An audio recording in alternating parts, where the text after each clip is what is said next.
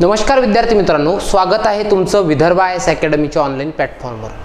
विद्यार्थी मित्रांनो, आज आपण जे लेक्चर घेतोय त्यामध्ये तुम्हाला PSI परीक्षेसाठी आवश्यक असणारा जो कायदा आहे तो म्हणजे तुमचा इंडियन एव्हिडन्स ॲक्ट, भारतीय पुरावा कायदा 1872। याची प्रारंभिक माहिती, या कायद्याची ओळख आणि काही जे महत्त्वाचे कलम आहेत ते आपण इथे काय कव्हर करणार आहोत। सो बघा, व्यवस्थित लक्ष द्या की नेमका हा कायदा काय आहे आणि हा कायदा कशाबद्दल बोलतोय, ह्या सगळ्या गोष्टी आपण काय इथे बघणार आहोत। सो सर्वात पहिले एक लक्षात घ्या की हा जो कायदा आहे या कायद्याला लेक्स फोरी कायदा म्हणतात। आता लेक्स फोरी का म्हणतात याचं कारण पण मी तुम्हाला समजून सांगतो। सो सर्वात पहिले समजून घ्या की नेमका इंडियन एव्हिडन्स ॲक्ट कशाला। सर्वात पहिला मी तुम्हाला एका मूवीचं उदाहरण देतो, म्हणजे इंडियन एव्हिडन्स ॲक्ट हा मूवीचे एक्झाम्पल देऊन चांगल्या प्रकारे काय करता येतात, समजून घेता येतो। बघा, लक्ष द्या की सर्वात पहिले कोर्टला काहीतरी गाईडलाईन असतात, म्हणजे कोणतंही न्यायालय असतं, या न्यायालयाला काहीतरी गाईडलाईन असतात।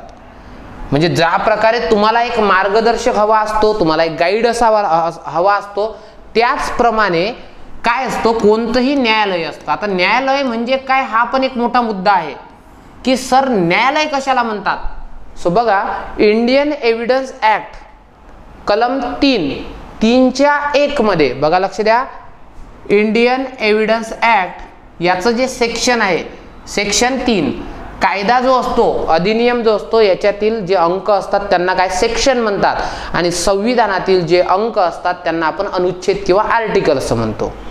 सो बघा, 3(1) मध्ये जी न्यायालय केली जी व्याख्या आहे ती आहे कोर्टाची। कोर्ट म्हणजे काय, कोर्ट म्हणजे ज्या ठिकाणी जज, आता जे कायद्यातले शब्द आहेत तेच आपण वापरणार आहोत। जज म्हणजे काय की जे जज आणि जे मॅजिस्ट्रेट असतात, ठीक आहे, दंडाधिकारी म्हणतात। ज्या ठिकाणी जज किंवा मॅजिस्ट्रेट हे एकत्र बसून शपथेवर पुरावा घेतात, सर्वात महत्त्वाचं या कायद्यामध्ये तो म्हणजे शपथेवर पुरावा। म्हणजे बघा, ज्या ठिकाणी शपथेवर पुरावा घेतला जातो त्यालाच न्यायालय असं म्हणतात। आणि हा जो कायदा आहे, कोणता कायदा, इंडियन एव्हिडन्स ॲक्ट, भारतीय पुरावा कायदा, हा फक्त आणि फक्त तो म्हणजे न्यायालयांना लागू आहे। सर न्यायालय कोणकोणते, सो ते जे न्यायालय आहेत पोरं हो, ते म्हणजे एक तर दिवाणी न्यायालय। दिवाणी न्यायालय म्हणजे काय, ज्या ठिकाणी एका विरुद्धच्या व्यक्तीचे एका विरुद्ध व्यक्ती विरुद्ध घडलेले जे गुन्हे असतात ते गुन्हे चालवले जातात। फॉर एक्झाम्पल, या व्यक्तीने च्या ताब्यातील शेताचा कब्जा घेतला, दिवाणी केस आहे। आणि फौजदारी जे गुन्हे असतात, फौजदारी केसेस म्हणजे असे गुन्हे जे समाजाविरुद्ध गुन्हा असतो। फॉर एक्झाम्पल, या व्यक्तीने या व्यक्तीचा खून घडून आणला, सो त्या व्यक्तीने खून घडून आणला म्हणजे फक्त चा खून केला नाही, तर पूर्ण सार्वजनिक सुव्यवस्थेचा खून केला, समाजाच्या विश्वासाचा खून केला, सामाजिक व्यवस्थेचा खून केला। म्हणून एक लक्षात घ्या, दिवाणी केसेस फॉर्म होत असतील न्यायालयात त्या अशा होतात, ठीक आहे, रामलाल विरुद्ध श्यामलाल, ठीक आहे। आणि फौजदारी केस न्यायालयात जर फॉर्म होत असतील तर त्या अशा होतात, रामलाल विरुद्ध महाराष्ट्र शासन। म्हणजे बघा, रामलालनं श्यामलालचा खून केला, पण रामलाल विरुद्ध श्यामलाल म्हटलं का नाही, रामलालनं खून केला, मात्र त्याच्या विरुद्ध कोण लढतंय, महाराष्ट्र राज्य लढतंय। म्हणून ह्या केसेस तुम्हाला अशा दिसतात। मग बघा, हा जो इंडियन एव्हिडन्स ॲक्ट आहे हा कुठे कुठे लागू आहे, हा न्यायालयात। कोणतं न्यायालय, एक तर दिवाणी न्यायालय, नाही तर फौजदारी न्यायालय। सर महाराष्ट्रात दिवाणी आणि फौजदारी न्यायालय वेगळे असतात का, नाही, एकच न्यायाधीश असतो। तो जेव्हा दिवाणीचा काय करतो, दिवाणी केसचा निवाडा देतो, वर्डिक्ट देतो, तेव्हा त्याला दिवाणी न्यायाधीश म्हणतात, आणि फौजदारीचा निवाडा देत असेल तर त्याला फौजदारी न्यायाधीश असं म्हणतात। आणि तिसरे न्यायालय म्हणजे लष्करी न्यायालय। आणि एक लक्षात ठेवा, जे लष्करी न्यायालय असतात त्यांना पण इंडियन एव्हिडन्स ॲक्ट लागू आहे। म्हणजे लष्करी न्यायालयांना सर्वसाधारणपणे, काय म्हटलंय मी, शब्द काय म्हटलं, सर्वसाधारणपणे हा कायदा लागू असतो। पण जेव्हा जेव्हा लष्करी न्यायालय हे लष्कराच्या काही नियमांविषयी वागत असतात, त्यावेळेस त्यांना इंडियन एव्हिडन्स ॲक्ट लागू होत नाही. इंडियन एव्हिडन्स ॲक्ट म्हणजे काय असतो की न्यायालयाने कोणत्या प्रकारचे पुरावे घ्यावेत आणि कशा प्रकारे कारवाई करावी, कोणता पुरावा न्यायालयात सादर करता येऊ शकतो, कोणता नाही. सो हे म्हणून लक्षात ठेवा, न्यायालय म्हणजे सेक्शन 3च्या ए मध्ये, आता पाठ कसं करायचं, 3 हे व्याख्या कलम आहे आणि एक लक्षात ठेवायचं नेहमी, 1 ला ए म्हणायचं, 2 ला बी म्हणायचं, 3 ला सी म्हणायचं, 4 ला डी म्हणायचं, 5 ला ई म्हणायचं, 6 ला एफ म्हणायचं. सो ए ला म्हणायचं ए फॉर अदालत. म्हणजे बघा 3(1)च्या ए मध्ये कशाची व्याख्या आहे, तर ती आहे अदालतीची व्याख्या. अदालत म्हणजे कोर्ट. कोर्ट म्हणजे काय, जिथं जज किंवा मॅजिस्ट्रेट शपथेवर पुरावा घेतात. मग न्यायालयामध्ये कशा कशाचा समावेश होतो, फौजदारी, दिवाणी आणि लष्करी न्यायालय. मग मला सांगा, इंडियन एव्हिडन्स ऍक्ट कोणाला लागू आहे, लष्करी न्यायालय सर्वसाधारणपणे, दिवाणी न्यायालय, फौजदारी न्यायालय.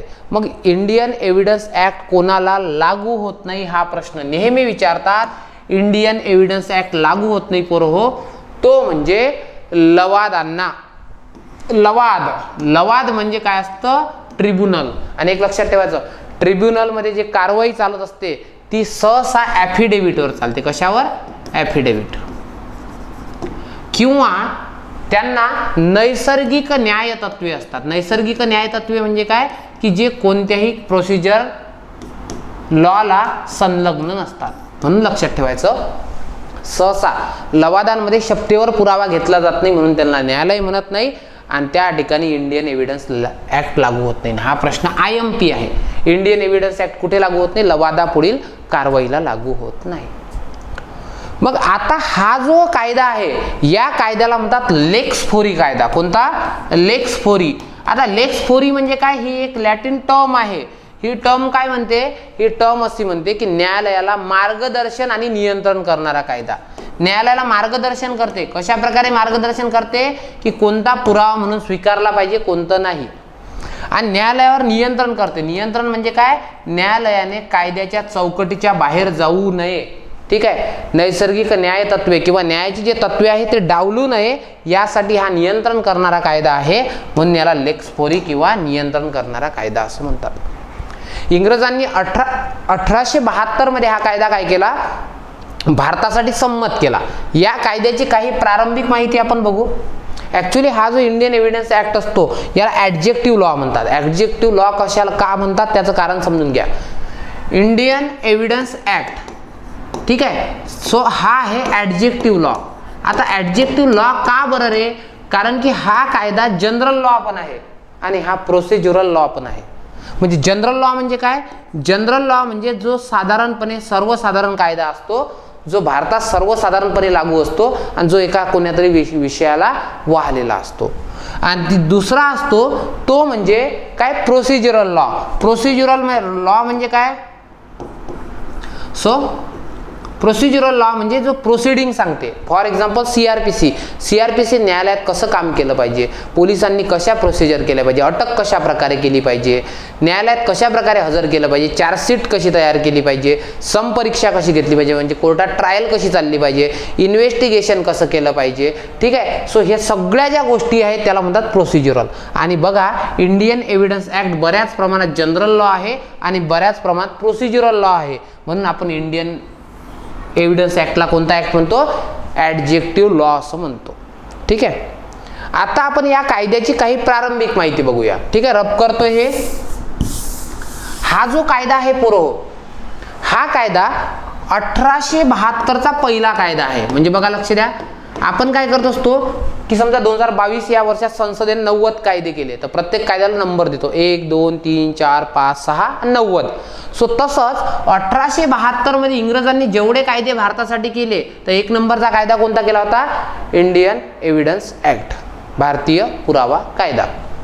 दुसरं, हा जो कायदा आहे या कायद्याचा जो मसुदा आहे तो जेम्स टिफन नावाच्या व्यक्तीने तयार केला. कोण, जेम्स टिफन. ठीक आहे, या कायद्याचा मसुदा.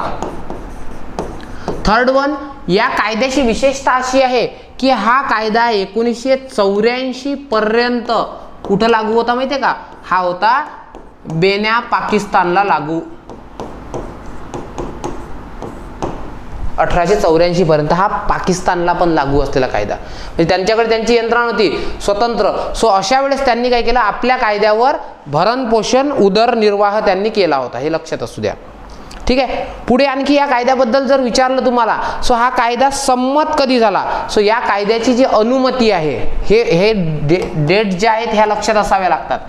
या कायद्याला जी अनुमती मिळाली पोरं हो, ती मिळाली 15 मार्चला, 15 मार्च 1872.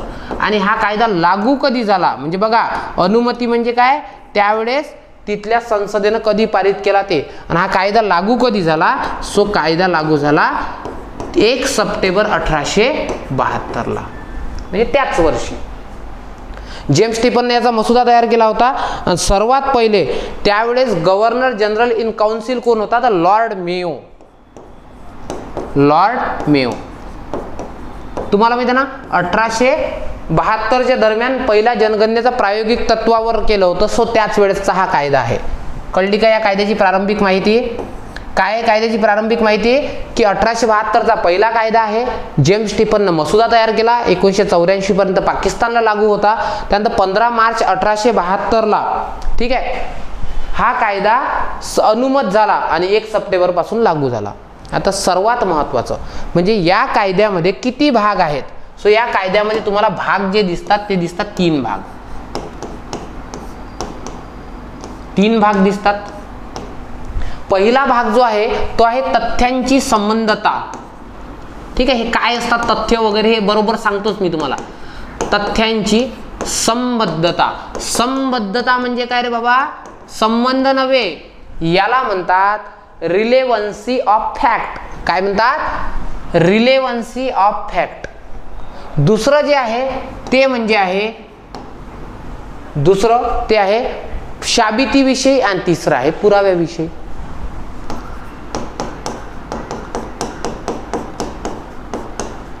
ठीक आहे, आणि तिसरं पुराव्याविषयी, सॉरी दुसरं पुराव्याविषयी आहे आणि तिसरं आहे पुराव्याच्या साबितीविषयी. असे या कायद्यामध्ये काय आहेत, हे 3 भाग आहेत.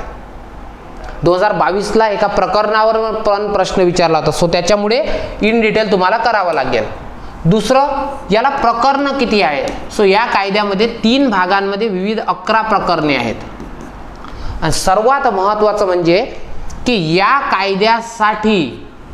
कायद्यामध्ये एकूण कलम किती आहेत. सो कलम तुम्हाला दिसतात 167, म्हणजे महाराष्ट्र पोलीस अधिनियमापेक्षा 1 कलम कमी, 167. मग सर सर्वच्या सर्व कलम पाठ पसावे लागतात का? नाही सर. या कायद्यासाठी आम्हाला बेस्ट रेफरन्स बुक सांगा. बऱ्याच मुलांचे फोन येतात सर की नेमकं महाराष्ट्रीय जो समजा पोलीसचा कायदा आहे, म्हणजे PSIची परीक्षा आहे, त्यासाठी आम्ही नेमकं कोणतं मटेरियल वापरायचं. तुम्हाला एक सोपी सांगतो. काय करायचं, तुम्ही वापरायचे बेअर ॲक्ट. बेअर ॲक्ट म्हणजे काय, ओरिजिनल कायदे जे संसदेने केले. आणि सर मग आमच्यासाठी काय बेस्ट आहे, आमच्यासाठी आहे महाराष्ट्र पोलीस अकादमीचे कायदे. त्याच्यासारखा बेस्ट वन कोणताच रेफरन्स नाही. या कायद्याची एवढी कठीण भाषा आहे पोरं हो की ते तुम्हाला कळणार नाही.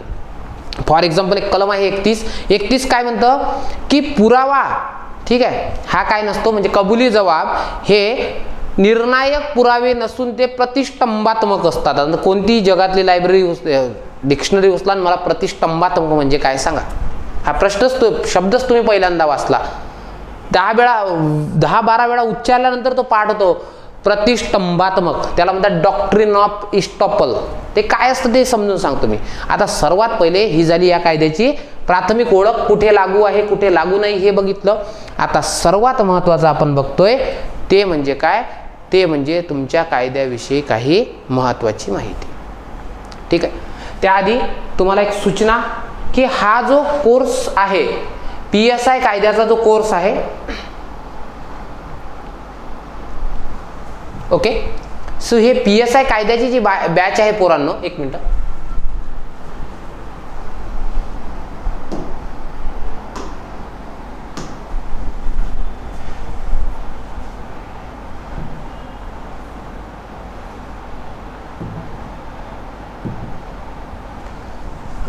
PSI कायदे बॅच हे आपण लॉन्च केलेली आहे.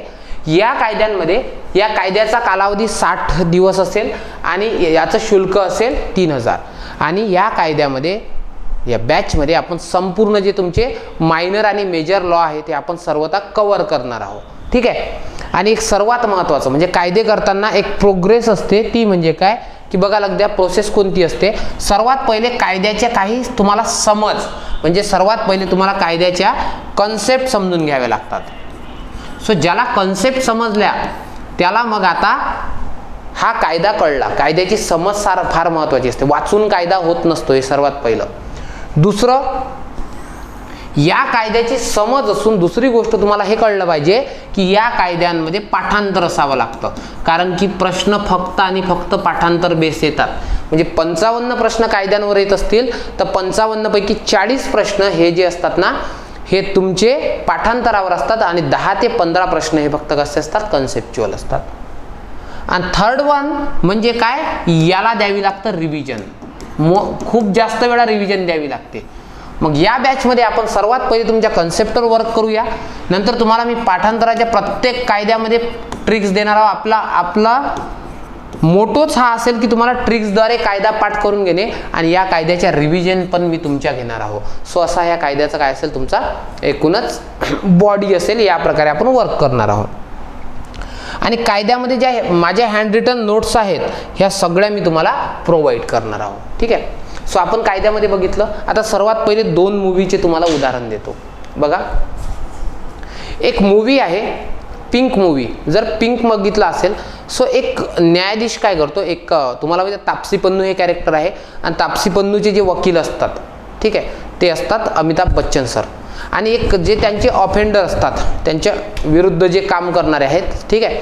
सो प्रतिपक्षाचे वकील म्हणतात की ह्या ज्या महिला आहेत यांचं चारित्र्य हे काय आहे, वाईट चारित्र्याचे आहेत. त्याच्यामुळे यांनी स्वतःहून काय केलं आहे, त्या ठिकाणी यांना सेक्शुअली प्रोवोक केलं आहे. ठीक आहे. मग आता यावर अमिताभ बच्चन असा युक्तिवाद करतात. ते काय म्हणतात की कोणत्याही स्त्रीचं पूर्वीचं जे चारित्र्य असेल किंवा लैंगिक वर्तन असेल हे कोर्टाला लागू नाही. म्हणजे बघा, एखादी स्त्री आहे आणि तिने एखाद्या पुरुषावर बलात्काराचे आरोप केले, ठीक आहे, आणि मग काय होतंय की त्या पुरुषाने आरोप केला की तुम्ही ऑफिसमध्ये जाऊन बघा किंवा समाजात जाऊन बघा, हिची जी इमेज आहे ही अतिशय वाह्यात अशी इमेज आहे.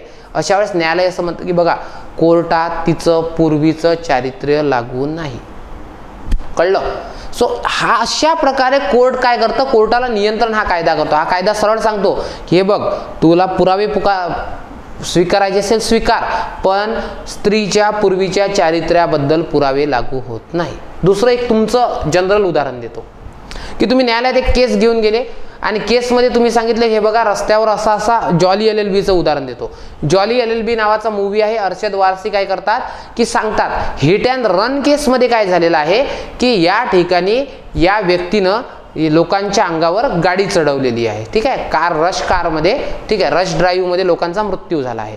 आणि हे बघा त्यावेळेच्या सर्व वृत्तपत्रांमध्ये छापलं. त्यावेळेस त्यांना माननीय न्यायाधीश म्हणतात की बाबा हे बघ की न्यायालयात सर्वात पहिले त्याला प्रश्न करतात की तू कोणत्या लॉ कॉलेजमध्ये LLB केलं. तो सांगतो मेरठच्या कॉलेजमध्ये. सो त्याला सांगतात हे बघ की न्यायालयामध्ये कोणत्याही न्यूजपेपरचा किंवा प्रसार माध्यमांचा पुरावा सादर करता येत नाही.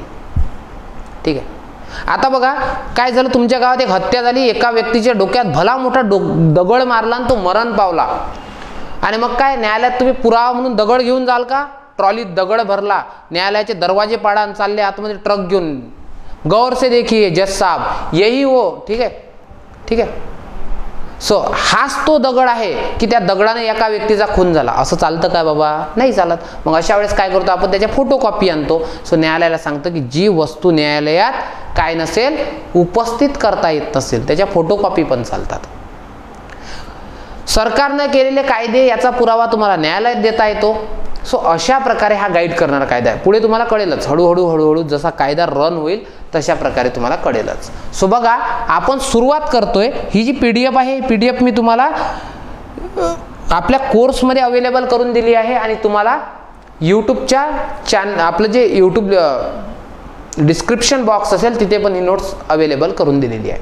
सो बघा भारतीय पुरावा कायदा. आता माझ्यासोबत म्हणा की हा कायदा लेक्सफोरी कायदा आहे. पहिला कायदा आहे 1872चा. जेम्स टिपन मसुदा तयार केला. 3 भाग आहेत, 11 प्रकरण आहेत, 167 कलम आहेत. झालं की नाही पाठ? झालं पाठ. नंतर हा कायदा संमत कधी झाला तर 15 मार्च 1872 मंजूर करण्यात आला आणि 1 सप्टेंबर 1872 पर्यंत तो प्रत्यक्षात अंमलात आला. नंतर तुम्हाला माहिती 1984 पर्यंत हा कुठे लागू होता? हा कायदा लागू होता पाकिस्तानला. नंबर नेक्स्ट, हा कायदा भारताच्या सर्व प्रदेशाला लागू आहे. आधी जम्मू काश्मीरला लागू नव्हता, मात्र आता जम्मू काश्मीरला लागू आहे. म्हणजे हा कायदा कुठे लागू होतो? सो हा कायदा संपूर्ण भारतात लागू होतो.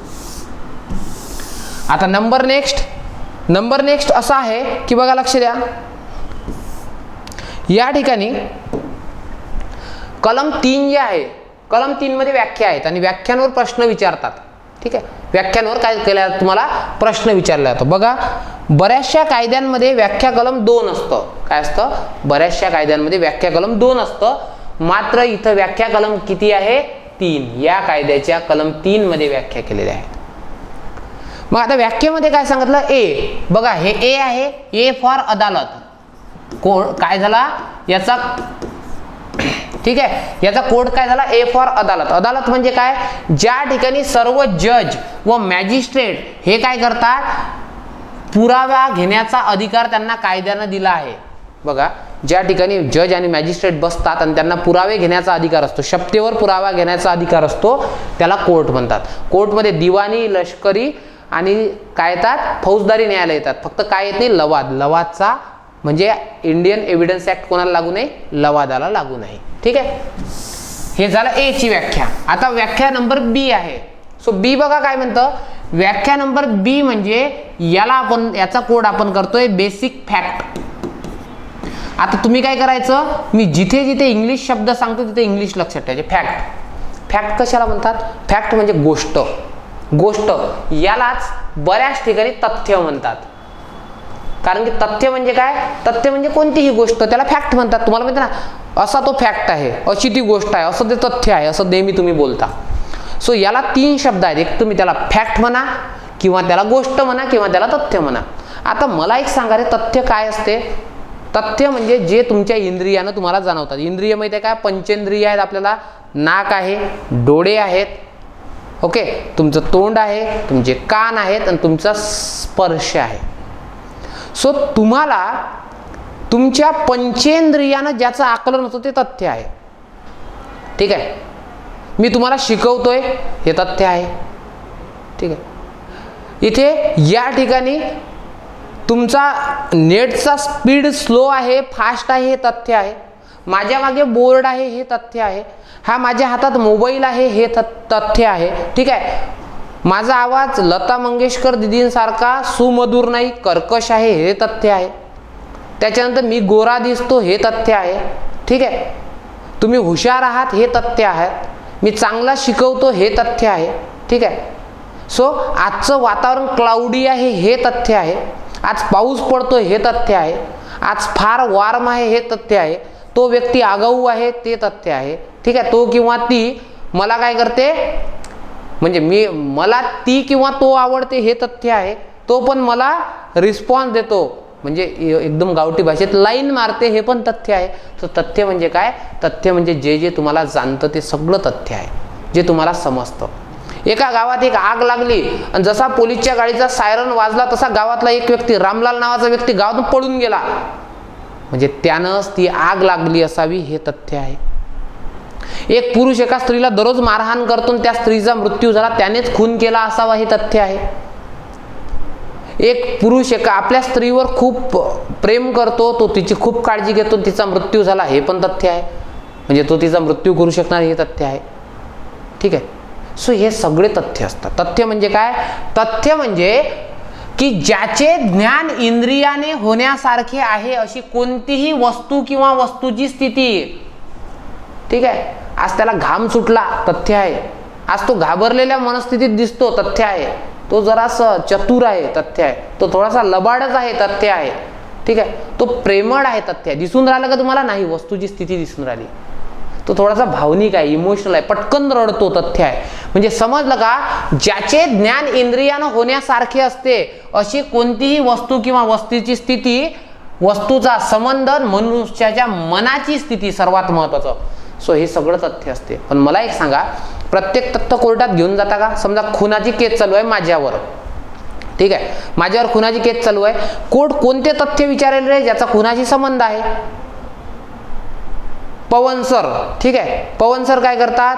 पवन सर महागडी घड्याळ वापरतात. हे कोर्टाला घेणं देणं आहे का? नाही. ते तथ्य कामाचंच नाही. तथ्य काय? कोर्ट हे म्हणतं मला एवढं सांग, घड्याळ खून झाला असता तर घड्याळ सादर कर, खून चाकून झाला ना तू चाकूबद्दल बोल. पवन सरांनी काय केलं आहे? पवन सरांकडे 5-6 डिग्री आहेत, तथ्य आहेत. आता हे कोर्टाला घेणं देणं आहे का? त्या डिग्रीचा आणि त्या पास होण्याचा काही खून करण्याचा काही संबंध आहे का? नाही. पण पवन सरांनी रामलालचा खून केला, रामलालचं आणि पवन सरांचं भांडण होतं, हे तथ्य आहे. म्हणजे लक्षात ठेवायचं की जगात खूप सारे तथ्य असतात, बी फॉर बेसिक फॅक्ट, पण सगळेच्या सगळे तथ्य कोर्टाला लागू नसतात. जे तथ्य कोर्टला लागू असतात, परत एकदा सांगतोय, जे तथ्य कोर्टला लागू असतात त्यांना म्हणतात रिलेव्हंट फॅक्ट, त्यालाच म्हणतात संबंध तथ्य. काय म्हणतात रे पोरं? त्याला म्हणतात संबंध तथ्य. म्हणजे जे कोर्टाला एखाद्या केस विषयी लागू आहे त्यांना संबंध तथ्य असं म्हणतात. पवन सर खूप चांगले धावतात, तथ्य आहे, पण कोर्टाला लागू आहे का? नाही. पण ज्या दिवशी खून झाला त्या दिवशी पवन सर जोरात धावत पळत गेले, हे तथ्य आहे. हे काय आहे? हे लागू तथ्य आहे. म्हणजे तुम्हाला एक कळलं की तथ्य खूप सारे असतात. काय सांगितलं मी तुम्हाला? तथ्य हे खूप सारे असतात, पण यापैकी काहीच तथ्य कोर्टाला लागू असतात. त्याला तुम्ही म्हणता संबंध तथ्य, त्यालाच म्हणतात लागू तथ्य, त्यालाच म्हणतात लागू गोष्ट. कळलं का? तथ्य, गोष्ट, फॅक्ट हे एकच आहे, तुम्हाला माहिती आहे. सो मग लक्षात ठेवायचं की संबंध तथ्य, मग कोर्टाला लागू असणारी तथ्य कोणती? संबंध तथ्य. मग मला एक सांगा, संबंध तथ्य कशाला म्हणायचं? संबंध तथ्य म्हणजे अनेक तथ्यांपैकी असे तथ्य जे भारतीय पुरावा कायद्यात सांगितले आहेत आणि ज्या तथ्यामुळे कोणत्याही एका गोष्टीचा संबंध दुसऱ्या गोष्टीशी येत असेल. फॉर एक्झाम्पल, एचं बीशी भांडण झालं, एचं काय झालं? बीशी भांडण झालं, हे संबंध तथ्य आहे. का रे? का? कारण सांग बरं मला. कारण याच्यातून खून होऊ शकतो, बरोबर ना? ए हा बी वर नजर ठेवून होता, तथ्य आहे. ए खुनाच्या दिवशी बीच्या घरात घुसला होता, तथ्य आहे. ठीक आहे, कळतंय का? म्हणजे लक्षात घ्यायचं की जर एखाद्या गोष्टीमुळे दुसऱ्या गोष्टीचा संबंध तयार होत असेल तर त्याला काय म्हणतात? त्याला म्हणतात तथ्य. आणि आपण न्यायालयात तथ्यच मांडत असतो, न्यायालय तेच तथ्य स्वीकारते ज्याचा कोर्टाशी काय असतो? संबंध असतो.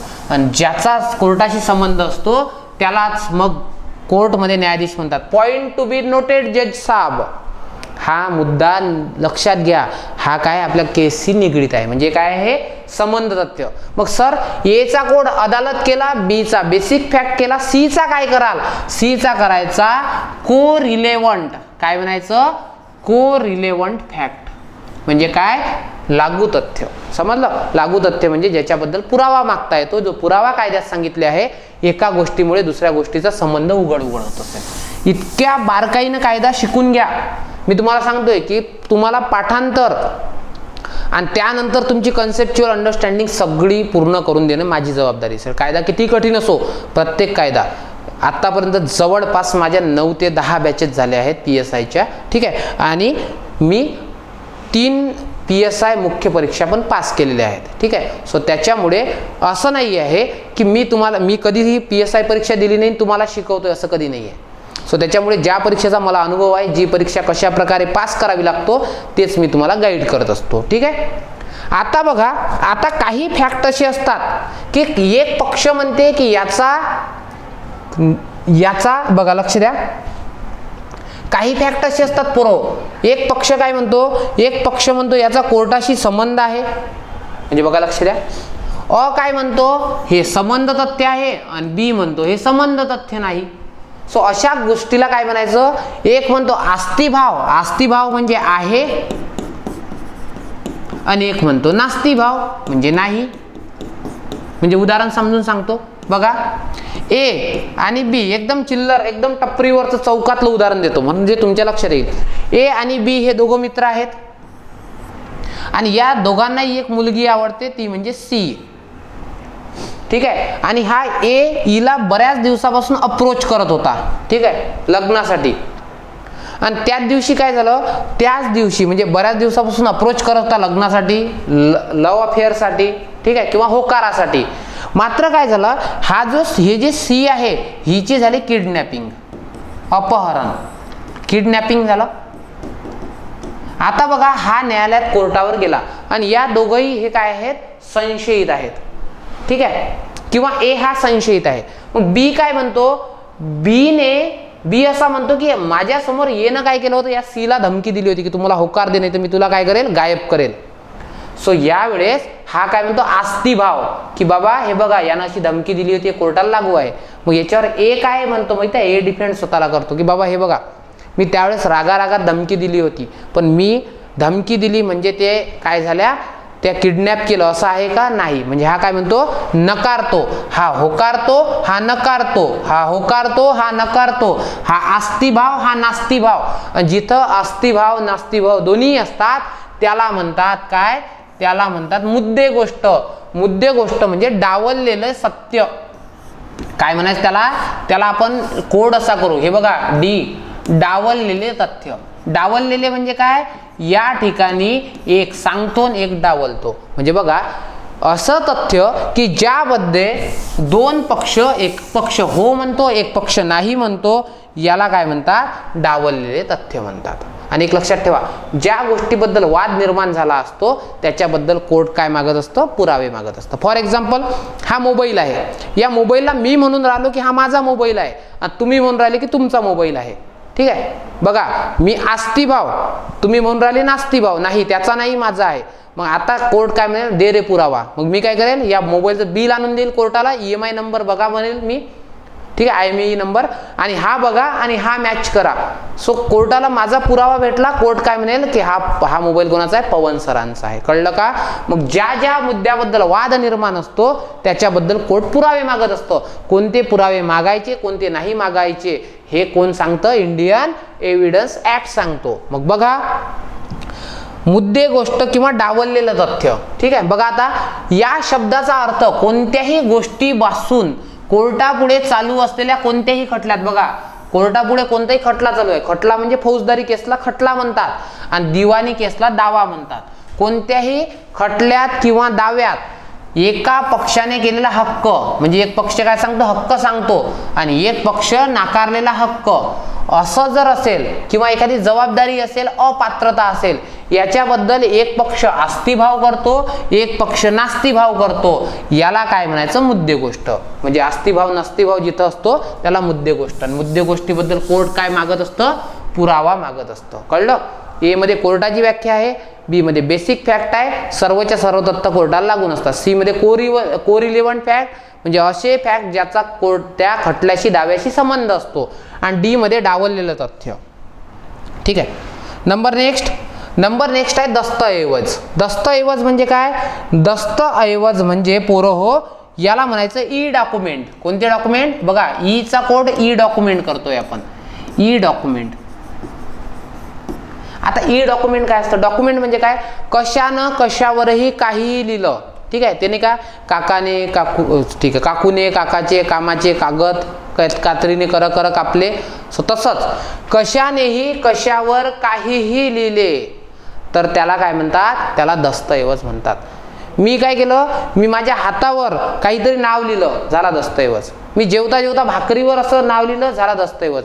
मी बसलो होतो, मी बसताना काय केलं, बसताना मातीवर काहीतरी लिहिलं, झाला दस्तऐवज. मी झाडाच्या पानावर काहीतरी लिहिलं, झाला दस्तऐवज. ठीक आहे. तो आणि ती, तुम्ही आणि तुमची ती, तुम्ही आणि तुमचा तो, किल्ल्यावर गेले, किल्ल्यावर मस्त हार्ट काढलं आणि त्या हार्ट मध्ये तुमचं नाव टाकलं, इथं आर टाकला आणि इथं यस टाकला, झाला दस्तऐवज. ठीक आहे. कळलं का. म्हणजे कशानं कशावर काहीही लिहिलं, ठीक आहे, सो त्याला दस्तऐवज म्हणतात. म्हणजे बघा या शब्दाचा अर्थ कोणत्याही पदार्थावर, पदार्थ काय आहे हे काही महत्वाचं नाही. दस्तऐवज म्हणजे कागदच नसते, मी हे बोर्डवर लिहून राहिलो हाही दस्तऐवज आहे, गजनीनं अंगावर लिहिलं होतं तोही दस्तऐवज आहे. कळतंय का. ठीक आहे. शिलालेख स्तंभालेख ते पण दस्तऐवज आहेत. ताम्रपट हे पण दस्तऐवज आहेत. तुमच्या प्रेयसीचं नाव तुम्ही किल्ल्यावर लिहिलं तेही दस्तऐवज आहे. तुम्ही तिच्या नावाचं किचन बनवून आणलं ते दस्तऐवज आहे. तुम्ही गाडीवर आई बाबाचा आशीर्वाद लिहिलं ते पण आहे. ठीक आहे, ठीक आहे. नाही तर ते काय दम है तो पास कर नाही तो बर्दाश्त कर असं ट्रकवर लिहिलेलं आहे ते तथ्य आहे. सो बघा या शब्दाचा अर्थ कोणत्याही पदार्थावर वर्ण, वर्ण म्हणजे काय, वर्ण, मूलध्वनींना वर्ण असे म्हणतात. इंग्लिश मराठी सॉरी वर्ण, अंक, अंक म्हणजे 1 2 3 4, ठीक आहे. आणि खानाखुना, खानाखुना म्हणजे असं असं, ठीक आहे. ते असे स्माइली बिना कानावाले लोक नाही का, ते जर कशानंही दर्शविले असतील आणि त्याचा जर पुरावा म्हणून उपयोग करता येत असेल, काय कशानं कशावर काही लिहिलं त्याचा जर पुरावा म्हणून उपयोग करायचा असेल, सर्वात महत्त्वाचा पुरावा कायदा आहे ना, तर मग याचा पुरावा म्हणून उपयोग झाला पाहिजे. सो याला काय म्हणतात, याला म्हणतात दस्तऐवज. मग दस्तऐवजामध्ये काय येते, कोणताही लेख येतात, छापलेल्या गोष्टी येतात, पुस्तकं वगैरे, छायाचित्रण येतात, फोटोकॉपी, ठीक आहे. त्याच्यानंतर शब्द येतात, मजकूर येते, सरकारचे नकाशे हे दस्तऐवज असते, आराखडा असते, दगडावर किंवा धातूवर कोरलेले मजकूर असतात, म्हणजे ज्याचा पुरावा म्हणून देता येतो त्याला आपण काय म्हणतो, त्याला म्हणतात या ठिकाणी, ठीक आहे, त्याला या ठिकाणी म्हणतात दस्तऐवज. म्हणजे लक्षात ठेवायचं. आता फॉर एक्झाम्पल की महाराष्ट्रात मराठी भाषेचा पहिला लेख कोणता, कोणी म्हणते अक्षीचा आहे, ठीक आहे, कोणी काय म्हणतं, कोणी म्हणतं की श्रवण बेळगोळचा आहे. सो अशा वेळेस आपण काय करतो, पुरावा म्हणून दस्तऐवज सादर करत असतो. कळलं. Number next. किंवा असं समजा ना, एका व्यक्तीचा खून झाला आणि खून झाला तेव्हा त्यानं काय केलं होतं, भिंतीवर ज्यानं खून केला आरोपीचं नाव लिहून ठेवलं, तो पण दस्तऐवज आहे. कळलं. आता बघा ही डॉक्युमेंट बघितलं, एक वेळा आयोगानं विचारलं होतं की व्यंगचित्र हे दस्तऐवज आहे का, बिलकुल आहे, व्यंगचित्र पण दस्तऐवज आहे. आता बघा एफ ला म्हणायचं फाईल पुराव्यांची, काय म्हणायचं, फाईल पुराव्यांची, ठीक आहे. हा कायदा सर्वात कठीण कायदा आहे, शिकवणाऱ्यांना पण याचं जरा गेसिंग येत नाही. सो त्याच्यामुळे हा कायदा अशाच पद्धतीने शिकून घ्यावा लागतो. आपल्याकडे एकदम अफलातून ट्रिक्स आहेत, अफलातून आहेत. मी पुढे जेव्हा जेव्हा चालू करेल तेव्हा तुम्हाला प्रत्येक कलमासाठी एक उदाहरण देईल, एक मूवीचं उदाहरण देईल, जेणेकरून तुमच्या ते डोक्यात एकदम फिक्स होईल. फाईल पुराव्यांची, पुरावा कशाला म्हणायचा, पुरावा म्हणजे की बघा पुराव्याचे 3 प्रकार असतात. एक असतो तोंडी पुरावा. तोंडी पुरावा म्हणजे काय की एखाद्या केसमध्ये किंवा दाव्यामध्ये एखाद्या साक्षीदाराला जर काहीतरी माहीत असेल किंवा एखाद्या आरोपीला काही माहीत असेल किंवा एखाद्या पक्षकाराला काहीतरी माहीत असेल, तोंडी पुरावा. तुम्ही न्यायालयात जाऊन स्वतः बोलले, तोंडी पुरावा. पण एक लक्षात ठेवा, या कायद्याचं कलम 60 असं म्हणतं की तोंडी पुरावा हा काय असला पाहिजे, सरळ असला पाहिजे. सरळ म्हणजे काय की बघा एचा खून झाला, ठीक आहे, एचा खून बी न केला, बघा हा मेला, याचा खून कोण केला, बी न केला, हा आरोपी आहे, ठीक आहे, आरोपी म्हणजे गुन्हेगार आहे. आणि या ठिकाणी सी न पाहिलं, सी हा तुमचा भाऊ आहे, हे तुम्ही, तुमचा भाऊ काय आहे, सी आहे. खून कोण बघितला, ऍक्च्युली खून बघितला सी न. मग न्यायालयात पुरावा कोण दिला पाहिजे, फक्त सीनच दिला पाहिजे. तुम्ही नाही जाऊ शकत की जज साहेब मला माझ्या भावानं सांगितलं होतं की एचा खून बी न केला, नाही. न्यायालय काय म्हणतं, तोंडी पुरावा हा सरळ असला पाहिजे, सरळ समक्ष असला पाहिजे, तो अफवेवर आधारित नसला पाहिजे, तो तोंडोतोंडी नसला पाहिजे. कळलं का. हे सगळ्या गोष्टी लक्षात ठेवा. तोंडी पुरावा सरळ, फक्त एकाच केसमध्ये पुरावा स्पष्ट त्या व्यक्तीने नाही दिला चालते, तो म्हणजे मृत्यूपूर्व जबाब. मृत्यूपूर्व जबाब काय असते, मृत्यूपूर्व जबाब म्हणजे की समजा तुम्ही धमाल मूवी बघितला असेल, धमालमध्ये ॲक्सिडेंट होतो, मग हे 4 जण चालले असतात, तो असा गाडीच्या म्हणजे रस्त्याच्या कडेला पडलेला असतो, तो काय सांगतो माझा खून यानं केला, ठीक आहे, त्याला म्हणतात मृत्यूपूर्व. बऱ्याचदा तुम्ही बघितलं असेल तुमच्या गावात जर कोणी सुसाईड अटेम्प्ट केला असेल किंवा आत्महत्या करण्याचा प्रयत्न केला असेल तर पोलीस काय करतात, त्याचं बयान घ्यायला जातात, ते असते मृत्यूपूर्व जबाब. म्हणजे काय झालं, ए आणि बी, बघा लक्ष द्या, मृत्यूपूर्व जबाबाचं सांगतोय तुम्हाला, एक मिनिट, ठीक आहे. तोंडी पुरावा कसा असला पाहिजे, तोंडी पुराव्याची व्याख्या 59 मध्ये आहे या कायद्याच्या, 60 मध्ये सांगितलं की तोंडी पुरावा हा सरळ असला पाहिजे, ठीक आहे. Oral evidence should be direct, ठीक आहे. आता बघा काय झालं की समजा ए ही तरुणी आहे आणि बी या तरुणानं काय केला, तिच्यावर ऍसिड हल्ला केला आणि या ऍसिड हल्ल्यात ती गंभीर जखमी झाली आणि या ए ला काय केलं, ही ए हिला कोण्यातरी इस्पितळात दाखल केलं ठीक आहे, म्हणजे कोणत्या तरी दवाखान्यात दाखल केलं आणि या दवाखान्याचे डॉक्टर आहेत सी हे काय आहे डॉक्टर आहे, आणि एनं काय सांगितलं की माझ्यावर ऍसिड हल्ला बीनं केला. ठीक आहे, म्हणजे त्या मृत्यूपूर्व जबाब हे चांगल्या प्रकारे समजून सांगेलच मी कलम, फक्त इथं समजून घ्या की बीनं मला मारलं. सो अशा वेळेस आता बघा ऍक्च्युअल मध्ये कोर्ट काय म्हणतं, तोंडी पुरावा सरळ असला पाहिजे, म्हणजे ऍक्च्युअल पाहिजे कोणाचा होता एचा, पण ऍक्च्युअल मध्ये हे देऊ शकते का नाही, हे मरण पावली. सो अशा वेळेस तुम्ही सी काय सांगेल हा जबाब देईल. अशा वेळेस इनडायरेक्ट असला तरीही चालतं. ठीक आहे, मृत्यूपूर्व जबाबामध्ये तो सरळ नसला तरीही चालतो.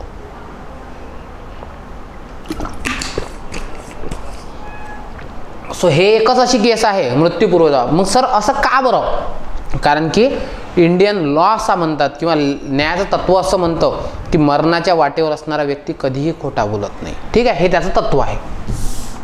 कळलं. आता बघा नंतर दुसरा पुरावा. आता आणखी एक केस आहे इंटरेस्टिंग सांगतो. 119 या कायद्याचं कलम 119. एखादा मुका व्यक्ती आहे, मुका समजतो का, ज्याला बोलता येत नाही. मुका व्यक्ती काय करतो, न्यायालयात जाईल आणि असा खुनाखाना करून काहीतरी न्यायालयाला सांगेल. मग सर याला तोंडी पुरावा म्हणायचा का बिलकुल म्हणायचं. या कायद्याचं 119 असं म्हणतं की बघा की मूक साक्षीदाराने जर खानाखुना करून किंवा हावभावांद्वारे जर काही गोष्ट प्रकट केली असेल तर त्याला काय म्हणायचं, त्याला म्हणायचं तोंडी पुरावा. कळलं. म्हणजे 2 कलम मी तुमची इथं कव्हर केले, म्हणजे लिंक करून शिकावा लागतो. मी एकाच ठिकाणी 4-4, 5-5 कलम शिकून तुम्हाला हा कायदा कव्हर करून देतो. पुढे बघा दुसरा असतो लेखी पुरावा. आयोगाच्या आवडीचा प्रश्न सांगा काय असतो, तुम्हाला कागदोपत्री जर गोष्ट एखादी काय करायची असेल, कागदोपत्री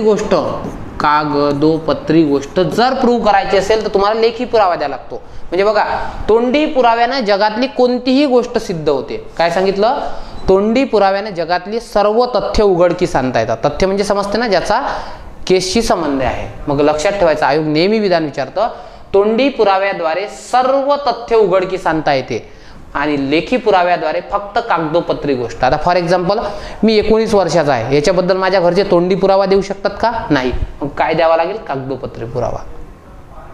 कळलं. आणि तोंडी पुरावा जो असतो ना, तोंडी पुराव्यामधनं कोणत्याही गोष्टी, फॉर एक्झाम्पल की मी माझ्या घरातला वारस आहे, माझी समजा स्मरणशक्ती निघून गेली, यादाश्त निघून गेली, आणि मग मला कोर्टात न्याय चालू आहे की मी कोण आहे. सो अशा वेळेस माझी आई येईल आणि हा माझा मुलगा आहे असं म्हणेल. सो तोंडी पुरावा तिथं काय आहे, ऍक्सेप्टेबल आहे. म्हणजे लक्षात ठेवायचं, तोंडी पुराव्यानं सर्व तथ्य साबित करता येतात. जसं विधान पेपरमध्ये विचारतं, लेखी पुराव्यानं फक्त कागदोपत्री गोष्टी क्लिअर करता येतात. आणि तिसरा असतो तो म्हणजे परिस्थितीजन्य पुरावा. परिस्थिती म्हणजे काय की ज्या वेळेस तोंडी पुरावा पण नसतो आणि लेखी पुरावा पण नसतो, अशा वेळेस तिसरा एक उपाय असतो, तो म्हणजे तिथलं DNA प्रिंटिंग करायचं, तिथले फिंगर प्रिंटिंग घ्यायचे. सो याला काय म्हणतात, हे वैद्यकीय पुराव्यांना परिस्थितीजन्य पुरावे म्हणतात. कळलं का रे, कळलं का. ह्या 3 गोष्टी लक्षात ठेवा. पुराव्याचे प्रकार किती, पुराव्याचे प्रकार असतात 3, तोंडी, लेखी, परिस्थितीजन्य पुरावा. परिस्थितीजन्य पुरावा कोर्टानं स्वीकारणं बंधनकारक नसते. कारण की इथं जर खून झाला, समजा या रूम मध्ये खून झाला आणि मग इथं फिंगर प्रिंटिंग घेतले, ते हे रेकॉर्डिंग रूम आहे विदर्भ IASची, इथे 20 शिक्षक हे करतात, रेकॉर्डिंग करतात, आणि मग समजा इथं 20वा व्यक्ती मी होतो, माझे फिंगरप्रिंट सापडले, म्हणजे खून मीच केला असं आहे का, नाही. सो अशा वेळेस कोर्ट ते स्वीकारू शकते, नाकारू शकते. सो लक्षात ठेवायचं मग की तोंडी पुरावा, लेखी पुरावा. तोंडी पुराव्याने सर्व तथ्य साबित होतात, लेखीने फक्त कागदोपत्री, आणि परिस्थितीजन्य पुरावा हा एक शेवटचा उपाय म्हणून असतो. कळलं. हे सगळ्या गोष्टी लक्षात ठेवा फाईल पुराव्यांचे. मग मला सांगा की पुरावा कशाला म्हणायचं. पुरावा म्हणजे कोणत्याही केसमध्ये ज्या मनुष्याला नॉलेज आहे, ज्याला त्या खटल्याचं ज्ञान आहे, ज्याला त्या खटल्याबद्दल माहिती आहे, समजा तो एक तर पक्षकार आहे किंवा साक्षीदार आहे. सो हा व्यक्ती येऊन काय करतो, हकीकत सांगतो, न्यायालयात येऊन सांगतो की बाबा हो माझ्यासमोरच खून झाला, ठीक आहे, माझ्यासमोरच त्यांचं भांडण चालू होतं. किंवा एखाद्या खटल्यामध्ये, फौजदारी खटल्यामध्ये, दाव्यामध्ये एखादा लेख सादर करतो किंवा दस्तऐवज कोर्टापुढे सादर करतो. सो त्याला काय म्हणतात, पुरावा. म्हणून पुराव्याची 2 प्रकार, हकीकत सांगितली म्हणजे तोंडी पुरावा, लेख किंवा दस्तऐवज दिला म्हणजे तो काय असेल, तो असेल त्या ठिकाणी लेखी पुरावा. तो वरचा तोंडी हा लेखी पुरावा. कळलं. सो बघा हे तुम्हाला व्याख्या कलम तुम्ही वाचता आणि सोडून देता असं नाही, याचे कन्सेप्ट असतात, त्या कळल्या पाहिजे. आता बघा शाबित. एखादा गुन्हा साबित झाला कशाला म्हणायचं, याला म्हणायचं प्रूफ. काय म्हणायचं, प्रूफ. प्रूफ म्हणजे काय रे, की एक सरळ सांगतो. प्रूफ म्हणजे तुम्ही क्राईम पेट्रोल बघता ना, सावधान इंडिया क्राईम पेट्रोल, तिथे एखादी स्टोरी बघता बघता बघता बघता तुम्ही जज होऊन जाता, हा खून यानंच केला, मला माहिती आहे ना खून त्यानंच केला. म्हणजे बघा, एखादी गोष्ट किंवा एखादे अनेक तथ्य आपण अशा पद्धतीने मांडतो की त्याच्याद्वारे एक चेन तयार होते. म्हणजे बघा, लक्ष द्या, एक तुम्हाला सरळ उदाहरण समजून सांगतो याचं. ठीक आहे, बघा लक्ष द्या.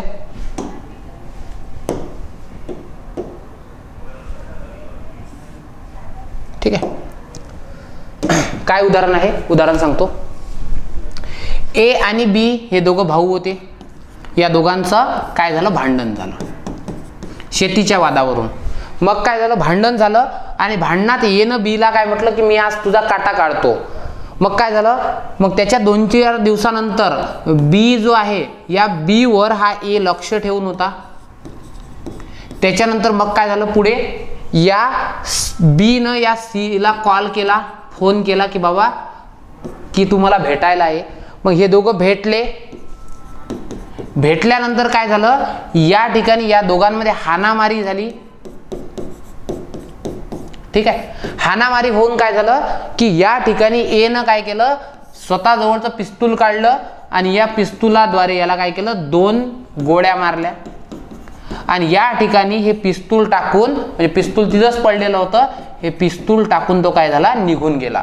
आणि त्या ठिकाणी त्याचे काय दिसले, त्या ठिकाणी इथं होता सीसीटीव्ही कॅमेरा. त्या सीसीटीव्ही कॅमेऱ्यामध्ये सगळं कैद झालं आणि हा जो ए आहे हा फरार झाला. समजलं.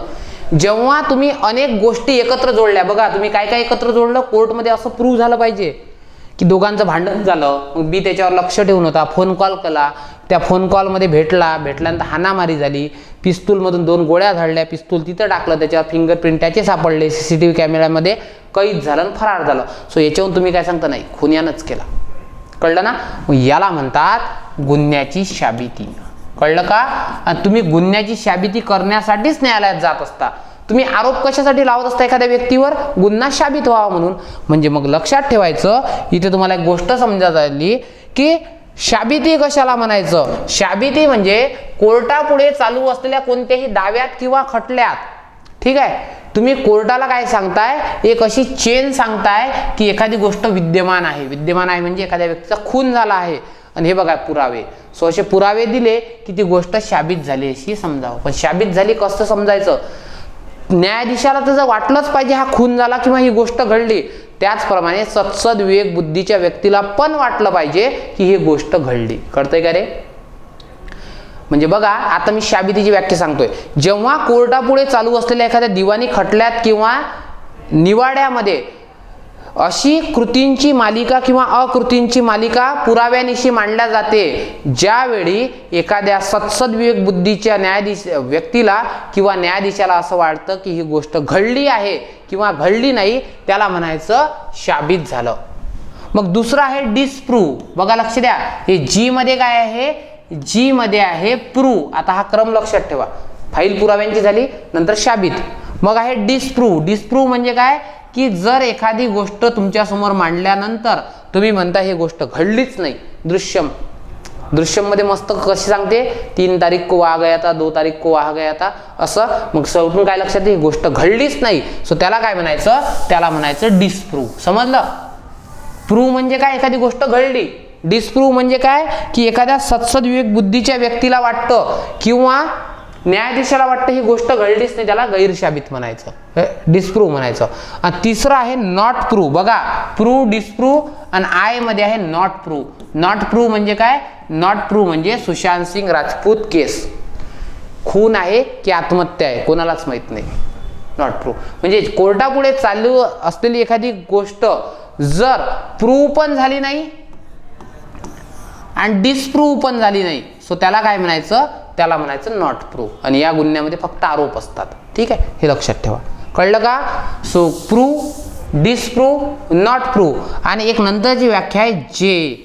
जे म्हणजे आमचा जो आवडीचा आहे तो म्हणजे आमचं नेशन, भारत. भारताची व्याख्या, भारत म्हणजे काय? भारत म्हणजे भारत होय. भारत म्हणजे काय? भारत म्हणजे भारत. कळलं? समजलं का? 3. मग 3 कसं लक्षात ठेवायचं? ए मध्ये अदालत, बी मध्ये बेसिक फॅक्ट, सी मध्ये कोरिलेव्हंट संबंध तथ्य, डी मध्ये डावललेलं तथ्य. डावलले तथ्य म्हणजे काय? आस्तिभाव नस्तिभाव वालं. ठीक आहे, मुद्दे गोष्ट म्हणतात त्याला. नंतर ई मध्ये ई दस्तऐवज, एफ मध्ये फाईल पुराव्यांची, जी शाबित, एच गैरशाबित, आणि नंतर एच मध्ये गैरशाबित, आय मध्ये बिनशाबित, आणि जे मध्ये भारत. आणि विचारू द्या कोणती व्याख्या, एकही प्रश्न चुकणार नाही. ह्या कॉन्सेप्ट का, व्याख्या का सांगितल्या? कारण की ह्या व्याख्यांवरच आधारित पुढे तुमचा कायदा आहे. बघा पुढे या कायद्याचं कलम 4 आहे. कलम 4 काय म्हणतं? कलम 4 मध्ये 3 प्रकारचा आहे. हा प्रश्न नेहमी विचारतात. कलम 4 मध्ये किती प्रकारचे तथ्य सांगितले आहेत? 3 प्रकारचे. कोर्ट ग्रहण करू शकेल. करू शकेल म्हणजे मे प्रिझ्युम, म्हणजे एखादा कोर्ट एखाद्या केसमध्ये कोर्ट एखादी गोष्ट स्वीकारू शकेल. फॉर एक्झाम्पल काय झालं? फॉर एक्झाम्पल की सुशांत सिंग राजपूतचा खून झाला, अशा वेळेस त्याला 2-4 मूवीजच्या डायरेक्टरनं नाकारलं होतं, त्याच्यामुळे त्यानं आत्महत्या केली, असा चार्ज आहे नेपोटिझमचा. सो अशा वेळेस ही गोष्ट जी आहे हे न्यायालय ग्रहण करू शकेल. 1 मिनिट.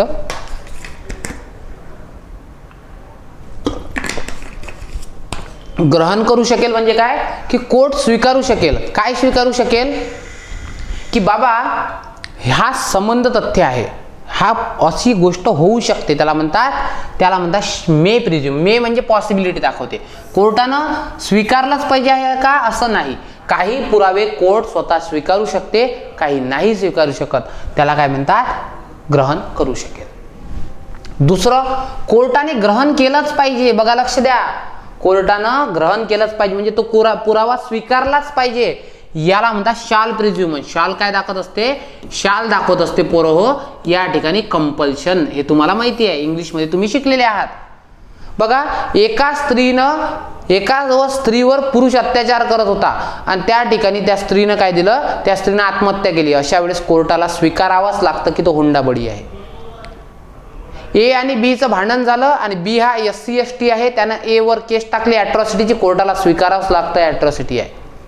एक स्त्री आणि पुरुष दोघं सोबत राहत होते, त्यांना सोबत राहिल्यापासून 280 दिवसात मुलगी झाली किंवा अपत्य झालं. बघा लक्ष द्या, ए आणि बी हे दोघं नवरा बायको, पती पत्नी, किंवा हे दोघं जण लव कपल, हे दोघं काय करते? सोबत राहत होते. कॉन्क्युबिनेज म्हणजे लिव्ह इन रिलेशनशिप मध्ये राहत होते आणि यांना ते राहण्यापासून 280 दिवसात बालक झालं, ते त्याचंच आहे, हे कोर्टाला स्वीकारावं लागेल. माझा उत्पन्नाचा दाखला आहे, त्याच्यावर 40,000 उत्पन्न आहे, त्याच्यावर 40,000 आहे ना, ॲक्च्युअलमध्ये माझं असेल ना लाखाचं करोडाचं उत्पन्न, त्याच्यावर आहे ना कोर्टाला मान्य करावं लागेल, कारण की तो गव्हर्नमेंट डॉक्युमेंट आहे. माझ्या TCवर लिहिलेलं आहे की मी 1958चा आहे किंवा 1960चा आहे, ठीक आहे, एवढं नसेल माझ्याबद्दल, ठीक आहे. माझ्या TCवर असं लिहिलं आहे की मी 1996चा आहे, ठीक आहे, पण ॲक्च्युअलमध्ये माझा जन्म 1990चा जरी असला, गव्हर्नमेंटचे डॉक्युमेंट 96 आहे ना, गव्हर्नमेंटला प्रूव्ह करावं लागेल. कळलं का?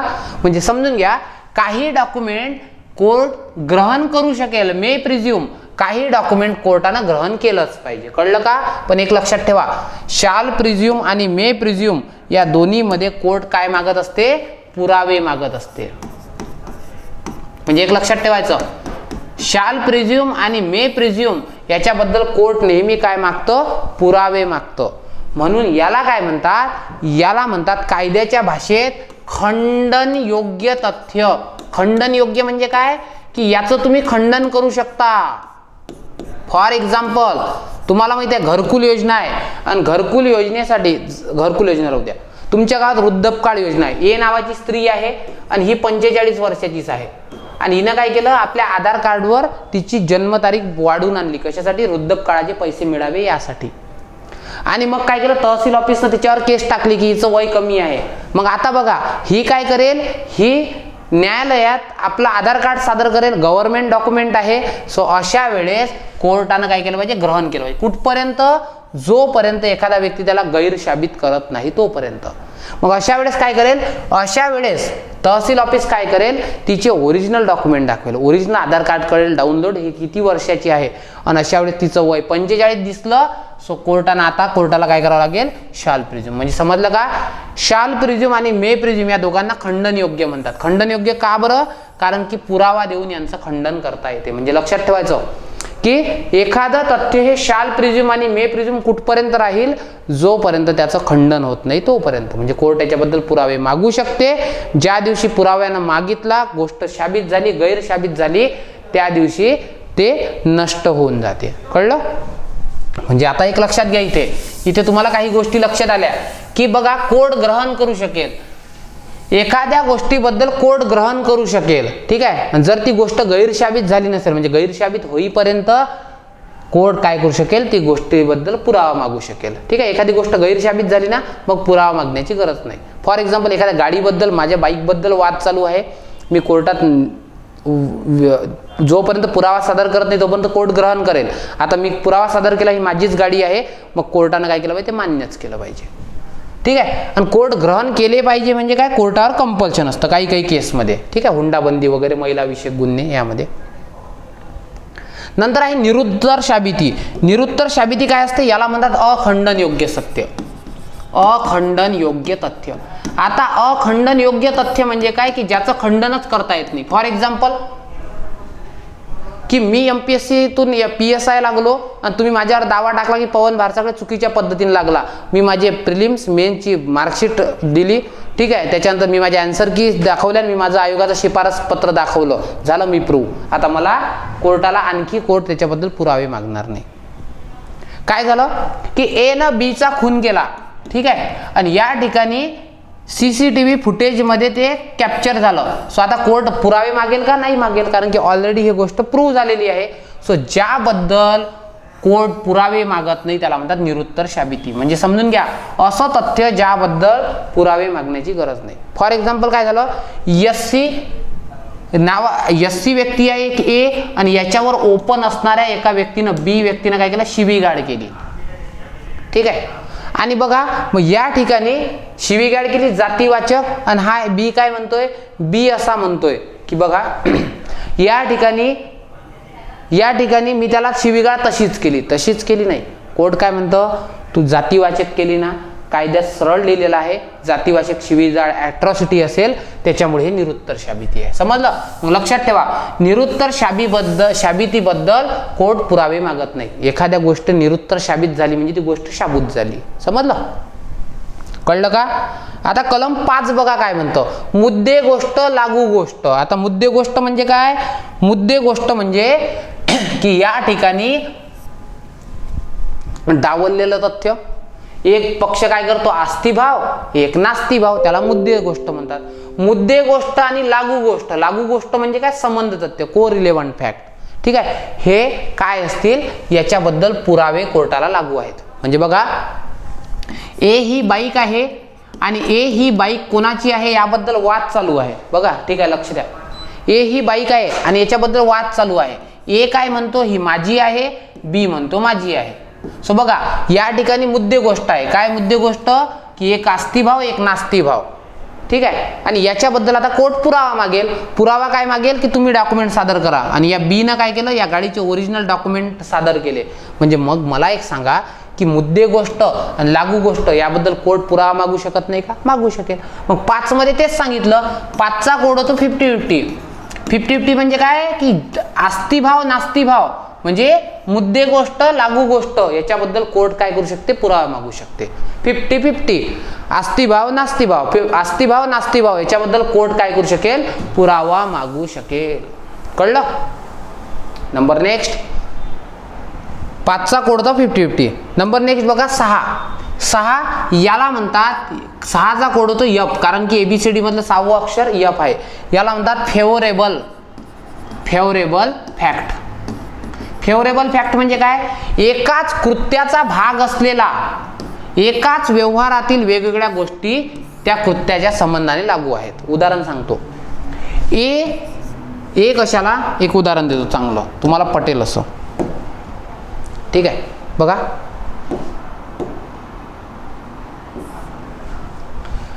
ए नावाचा व्यक्ती आहे, दाऊद आहे, दाऊदनं काय केलं, या दाऊद हा दुबईला आहे समजून घेऊ. आता दुबईला आहे की इस्लामाबाद कराचीला आहे ते मला माहित नाही. दाऊद हा इस्लामाबादला आहे, दुबईला आहे. यानं भारतातील ए नावाच्या व्यक्तीला कॉल केला. या एनं काय केलं, पुणे शहरात बी ला कॉल केला, मुंबई शहरात सी ला कॉल केला, दिल्लीमध्ये डी ला कॉल केला आणि त्याच्यानंतर कोलकातामध्ये, ठीक आहे, कोलकातामध्ये ई ला कॉल केला. ठीक आहे. आणि त्याच्यानंतर या बीनं काय केला, पुण्यामधल्या चिंचवड, ठीक आहे, या ठिकाणी जी ला कॉल केला.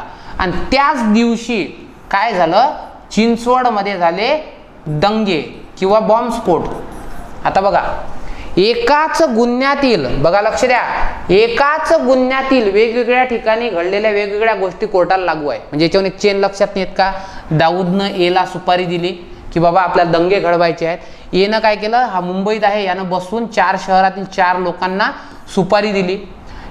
या पुण्यातील बीनं या जीला सुपारी दिली आणि जीनं काय दंगे घडवून आणले. सो लक्षात ठेवायचं, फेवरेबल फॅक्ट म्हणतात, एकामेकाच्या फेवरमध्ये आहेत ना, म्हणून एक लक्षात ठेवायचं की एकाच कृत्याचा भाग आहे. बरोबर, दंग्याचा सर्व एकाच कृत्याचा भाग आहे. एकाच कृत्याचा भाग असलेला एकाच व्यवहारातील आहेत ना, एकाच व्यवहारातील वेगवेगळ्या गोष्टी एकमेकाला लागू आहे. कोर्ट काय करू शकते, सगळ्याबद्दल पुरावे घेऊ शकते. कळलं. पुढे बघा, म्हणजे 6चा कोड काय झाला की हे पाठ करायचं, फेवरेबल फॅक्ट एकाच मुद्द्याबद्दल लागू असलेल्या एकाच व्यवहारातील वेगवेगळ्या गोष्टी कोर्टाला लागू आहेत. ठीक आहे. नंतर इथं बघा काय सांगितलं आहे की मग त्या गोष्टी एकाच ठिकाणी घडलेल्या असोत की नसोत कोर्टाला लागू आहे. बरोबर ना, वेगवेगळ्या शहरात घडल्या पण लागू आहेत ना, एकाच व्यवहारातील आहेत म्हणून लागू आहेत. नंतर जी म्हणजे ग्राउंड्स, एक लक्षात ठेवा, इंग्लिशचा शब्द पण पाठवून घ्या. ग्राउंड्स म्हणजे होते पुरावे, ग्राउंड म्हणजे मैदान, ग्राउंड्स म्हणजे पुरावे. On the basis of grounds, ठीक आहे, ही सीम्स ऑफेंडर. ठीक आहे. सो तुम्हाला एक सांगू शकता की पुराव्याच्या निष्कर्षावरून आपण काय करू शकतो, किंवा ही इज गिल्टी, की यानं गुन्हा केला आहे. ग्राउंड्स. आता बघा की मुद्दे गोष्ट म्हणजे काय, अस्तिभाव नास्तिभाव. ठीक आहे. डी मध्ये व्याख्या आहे, मुद्दे गोष्ट संबंधाने उत्पन्न होणाऱ्या, अगर कारणीभूत होणाऱ्या किंवा परिणाम होणाऱ्या गोष्टी कोर्टाला लागू आहेत. म्हणजे बघा, एखादी मुद्दे गोष्ट आहे, एखादं डावललेलं सत्य आहे, अस्तिभाव नास्तिभावाला एक पक्ष आरोप करून राहिला, एक नाकारून राहिला, अशा वेळेस कारणीभूत होणाऱ्या आणि परिणाम होणाऱ्या गोष्टी दोन्ही लागू आहेत. फॉर एक्झाम्पल, एचा खून झाला आणि बी चे आरोप आहेत. ठीक आहे. एचा खून झाला आणि बी वर त्याचे आरोप आहेत. आणि मग अशा वेळेस काय होऊन राहिलं, आता बघा मुद्दे गोष्ट आहे, बरोबर, एचा खून झाला आणि बीचा त्याच्यावर काय आहे, त्याच्यावर आरोप आहे. म्हणजे हा अस्तिभाव सांगून राहिला, खून केला, आणि हा म्हणतो नास्तिभाव, मी केला नाही. मग अशा वेळेस कारणीभूत ठरणाऱ्या म्हणजे काय, या दोघांचंही सी वर काय होतं, प्रेम होतं, आणि या भावनेतून एकामेकाचा खून झालेला असेल, हे कारण. आणि परिणाम म्हणजे काय, की या दोघांचं भांडण झालं होतं म्हणून खून केला असेल. कारण काय, दोघांचं एकाच मुलीवर प्रेम होतं हे कारण, आणि दोघांचं भांडण झालं होतं हा परिणाम. सो कारण आणि परिणाम दोन्ही लागू आहेत. म्हणजे काय, ग्राउंड्स कशाबद्दल घ्यायचे, कारणाबद्दल आणि परिणामाबद्दल. म्हणजे 7चा कोड असा होतो, 7चा कोड होता की एखाद्या मुद्दे गोष्टीबद्दल कारण आणि परिणाम करणाऱ्या दोन्ही गोष्टी ह्या पुराव्या कायद्याला लागू आहे. म्हणजे याच्याबद्दल पुरावे घेता येतात. कळलं. नंतर आता महत्वाचं कलम ते आहे यच. 8वं अक्षर कोणतं आहे, 8वं अक्षर आहे यच. यच म्हणजे काय असते बघा, लक्ष द्या. यच म्हणजे हेतू, यच म्हणजे हेतू. मग लक्षात ठेवा, हेतू म्हणजे उद्देश, तयारी, वर्तन म्हणजे काय, पूर्वीचं वर्तन आणि नंतरचं वर्तन हे कोर्टाला लागू आहे. म्हणजे बघा लक्ष द्या, कोर्ट कशाबद्दल पुरावे घेऊ शकते माहितीये का, कोर्ट पुरावे घेऊ शकते हेतूबद्दल, तयारीबद्दल, वर्तन कोणतं, पूर्वीचं आणि नंतरचं हे कोर्टाला लागू आहे. म्हणजे समजून सांगतो एका केसमध्ये, व्यवस्थित लक्षात ठेवा. आपल्याकडे अफलातून आहे, अफलातून काय आहे समजून घ्या. की काय झालं, ठीक आहे, बघा की ए आणि बी या दोघांचं भांडण आहे. ठीक आहे, या दोघांचं भांडण आहे. मग काय झालं, भांडण कशाबद्दल आहे? भांडण आहे सी या तरुणीबद्दल. आता एकच उदाहरण रन करतो, आता हे तुमच्या लक्षात आलं आणि डोक्यात घुसण्यासारखं उदाहरण नाही म्हणून. सी या तरुणीबद्दल आहे. मग या ठिकाणी ठीक आहे, या दोघांचा हेतू उद्देश काय होता? उद्देश होता की या तरुणीला आपलं करणे. ठीक आहे, हिच्याबद्दल आहे. मग काय झालं? या दोघांची खडाजंगी झाली, भांडण झालं आणि या ठिकाणी बी हा दुकानात गेला आणि यानं त्याच दिवशी चाकू खरेदी केला. म्हणजे तयारी, हे कोर्टाला लागू आहे. म्हणजे या ठिकाणी तुम्ही काय सांगू शकता की जज साहेब या दोघांचं भांडण झालं होतं. या दोघांचं काय झालं होतं? भांडण झालं होतं. हा या गुन्ह्याचा उद्देश आहे, मेन्स रिया. हे कोर्टाला लागू आहे. कोर्ट बरोबर पुरावा मागू शकेल की हां तुम्ही पुरावे सादर करा, खरंच भांडण झालं होतं का? मग तुमच्यासारखा जाईल, हो साहेब माझ्यासमोरच भांडण झालं होतं या तरुणीसाठी आणि त्यावेळेस म्हटलं होतं की मी तुझा खून करतो. त्याच दिवशी काय झालं? बी हा दुकानात गेला आणि याने चाकू खरेदी केला. म्हणजे पूर्वतयारी, हे कोर्टाला लागू आहे. तुम्ही काय केलं? तुम्ही त्या ठिकाणी एक पावती तयार आणली दुकानाची, दुकानदाराची. हे बघा, यानं त्या दिवशी चाकू खरेदी केला होता. म्हणजे पूर्वतयारी कोर्टाला लागू आहे. आणि जसा एचा खून झाला आणि पोलीस गावात आले, जसा सायरन वाजला तसाच बी हा काय करा? धावपळ करत गावातून काय झाला? गावातून निघून गेला. म्हणजेच काय? त्याचं नंतरचं वर्तन, कळलं का रे? नंतरचे वर्तन कोर्टाला लागू आहे. तू फरार का झाला? कोर्ट विचारू शकते ना, तुझा तर गुन्ह्याशी संबंध नव्हता, फरार का झाला? नंतरचं वर्तन लागू आहे. बघा, ज्या वेळेस खून झाला आणि गावातल्या सरपंचानं म्हटलं की आता गावात पोलीस येणार, या वेळेस बीला घाम सुटला होता. म्हणजे आधीचं वर्तन हे पण कोर्टाला लागू आहे. कळलं का रे? केसमध्ये मग मला सांगा कोर्टाला काय काय लागू आहे? कशाबद्दल पुरावे मागेल? उद्देश, पूर्वतयारी, आधीचं वर्तन, नंतरचं वर्तन. कोर्ट तुम्हाला, आयोग तुम्हाला प्रश्न विचारतो की नेमकं काय असतं. कळलं का? सो हे लक्षात असू द्या. कळलं? उद्देश, ठीक आहे, तयारी, आधीचं वर्तन आणि नंतरचं वर्तन हे कोर्टाला लागू आहे. ठीक आहे. 9, ठीक आहे, 9 ला म्हणा तुम्ही आयडेंटिफिकेशन. आयचा कोड काय होतो? आयडेंटिफिकेशन. आता आयडेंटिफिकेशन काय असतं समजून घ्या. तुम्ही बघितलं असेल की एका चौकात एका व्यक्तीचा खून होतो, एक कोणतरी व्यक्ती आहे तो त्याला पाहतो आणि मग अशा वेळेस काय करतो की चौकात खून झालेला असतात, अनोळखी व्यक्ती असते, त्यावेळेस तुम्ही काय करता की तिथे जाता आणि पोलीसवाले तुम्हाला म्हणतात, समजा तुम्ही तो खून पाहिला की हे 10 लोक आहे, याच्यापैकी ओळखा खून कोण केला. त्याला म्हणतात टिप परेड. त्याला कोणती परेड म्हणतात?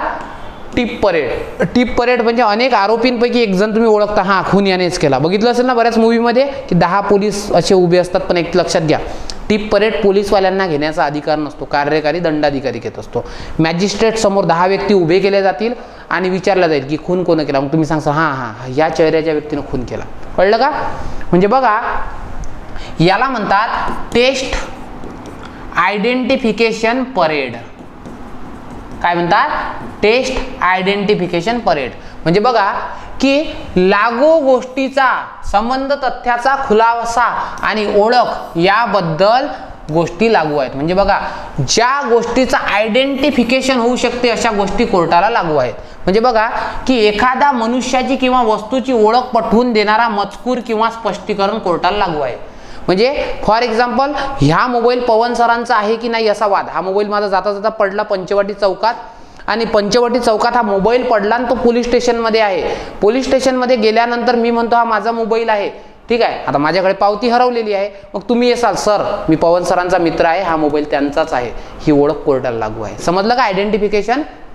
फॉर एक्झाम्पल की पवन सरांना, ठीक आहे पवन सरांना नाही, हे उदाहरण चुकीचं होईल. ठीक आहे, डिग्निटी हर्ट होईल पवन सरांची. एका व्यक्तीनं चौकात मारलं आणि तो व्यक्ती पळून निघून गेला आणि तुम्ही ते पाहिलं आणि तुम्ही त्या 10 लोकांतून त्याला ओळखलं, हा मारणारा आहे. So that is identification. म्हणजे लक्षात ठेवा, एखाद्या गोष्टीचा खुलासा किंवा ओळख यासाठी पुरावा सादर करता येतो. कळलं का रे पुरोहो? बघा ना, पाठ नाही होत का रे? होतं ना रे. कायदा समजून घ्यावा लागतो. कायदा कोणीही नाही शिकू शकत पुरोहो. कायदा तोच शिकू शकतो ज्याला कायदा ही कन्सेप्ट कळते. ठीक आहे, कळलं? चलो नंबर नेक्स्ट, कलम 10. आपण या लेक्चरमध्ये काय 10च कलम बघणार आहोत, नंतर नंबर बाय नंबर आपण बघूच. 10वं कलम काय म्हणतं? अपराधाचे बेत ठीक आहे. अपराधाचे बेत, संगनमत याबद्दलचे पुरावे लागू आहेत. फॉर एक्झाम्पल बघा, ए आणि बी हे दोघं काल कट्ट्यावर बसले होते, एका दुकानात बसले, चहाच्या टपरीवर, प्रेमाच्या चहावर बसले आणि सीच्या खुनाबद्दल यांनी काय केला, बेत केला. जेव्हा दोन किंवा अधिक व्यक्ती एखादा अपराध करण्याचा बेत किंवा संगनमत करतात आणि त्यांनी केलेलं संभाषण, हे संभाषण कोण ऐकलं, प्रेमाचा चहाचा टपरीचा मालक, त्याचं नाव आहे रामलाल, या रामलालनं ऐकलं, हे संभाषण कोर्टाला लागू आहे. कळलं? म्हणजे बघा, लक्ष द्या, तुम्ही आणि तुमचा मित्र दोघं कॉलवर बोलून राहिले की आज तर त्याचा आपल्याला पडशाच पडायचा, आज त्याचा खूनच करायचा, हे संभाषण कोर्टाला लागू आहे. ते कॉल रेकॉर्डिंग कोर्टात पुरावा म्हणून सादर करता येते.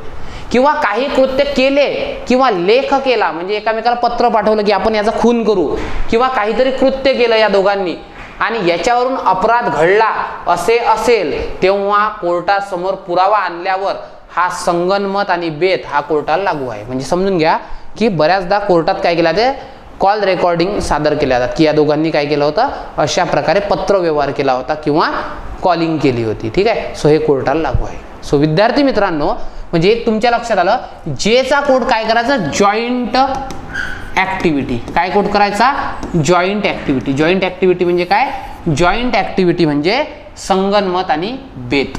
कळलं? सो इथं तुमचे हे 10 कलम काय झाले, एकूणच कव्हर झाले. 1 बाय 1 आपण ह्या बॅचमध्ये तुमचं कव्हर करणार आहोत. Thank you so much. Keep studying.